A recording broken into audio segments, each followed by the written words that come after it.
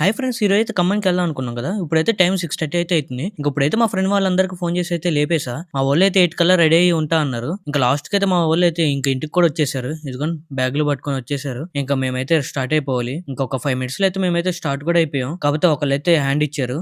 ఇది పద్ధతి కాదు, ఇది పద్ధతి కాదు. ఇంకా ఎవరొకరు ఉంటారు కదా ఫ్రెండ్స్ గ్రూప్ లో హ్యాండ్ ఇచ్చేవాడు, ఆడ ఒకడు అనుకోవాలి. ఇంకా వెళ్ళే దారిలో అయితే మా ఫ్రెండ్ గాడు అయితే టిఫిన్ తినాలంటే ఆగం. ఇంక వాడు తింటా ఉన్నాడు. ఇంకో ఫ్రెండ్ గాడు అయితే ఏం చేస్తున్నాడు చూడండి, వేరే వాళ్ళ బండి మీటర్ తిప్పుతున్నాడు. 140 120 అంటున్నాడు స్పీడ్.